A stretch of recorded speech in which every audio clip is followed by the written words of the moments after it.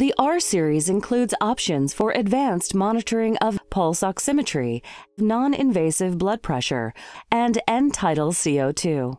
With the non-invasive blood pressure NIBP option, measurements can be obtained in monitor, pacer, or defib modes.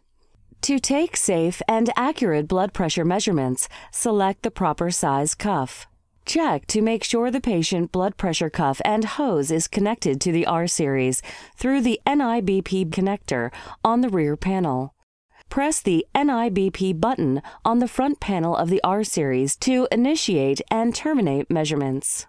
The blood pressure information, including the patient's systolic, diastolic, and mean blood pressure values, is shown in the NIBP display area on the left side of the screen. The pulse oximetry option can be used in monitor, pacer, or defib modes. Each sensor is designed for application to a specific anatomical site on patients within a certain weight range. To ensure optimal performance, use an appropriate sensor, apply it as described in the sensor's directions for use, and always observe all warnings and cautions.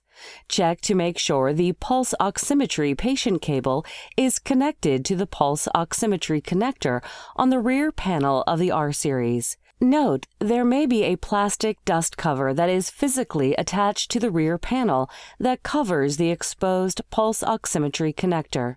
Remove the cover and connect the patient cable.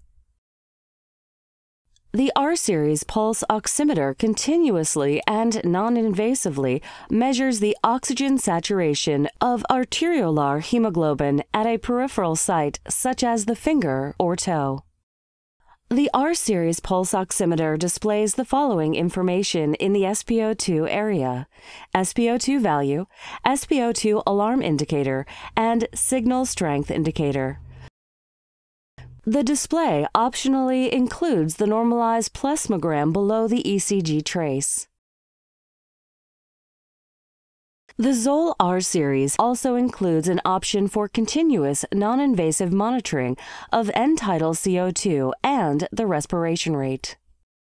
R-Series, equipped with software revision 12.75 or higher, support two end-tidal CO2 monitoring options for the continuous measurement of respiratory carbon dioxide and respiration rate, mainstream or side stream. Both of these options use the same connector on the R-Series. The first method uses the Capnostat 5 mainstream CO2 sensor attached to an airway adapter that connects to an endotracheal tube, mask, or disposable mouthpiece.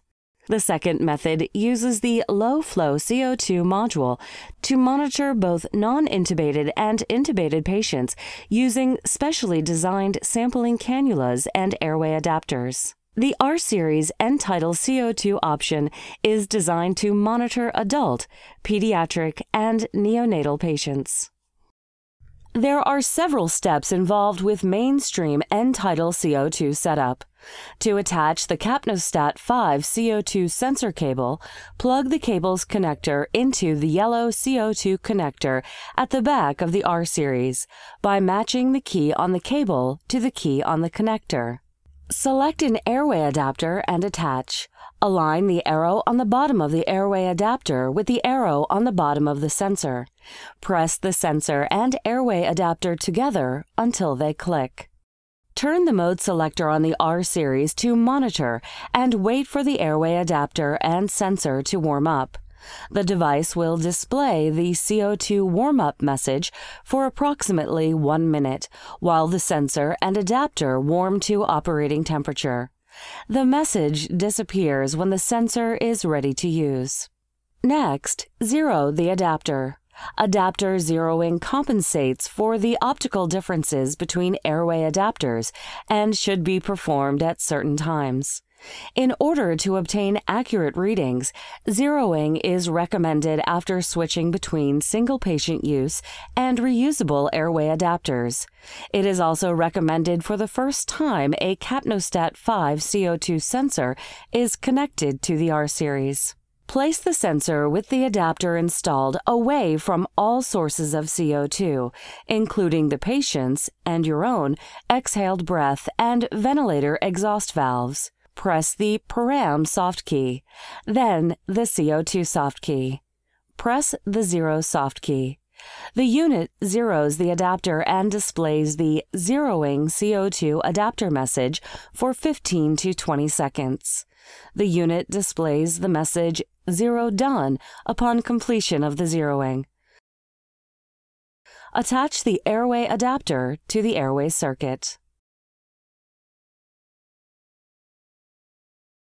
There are several steps involved with side stream end tidal CO2 setup.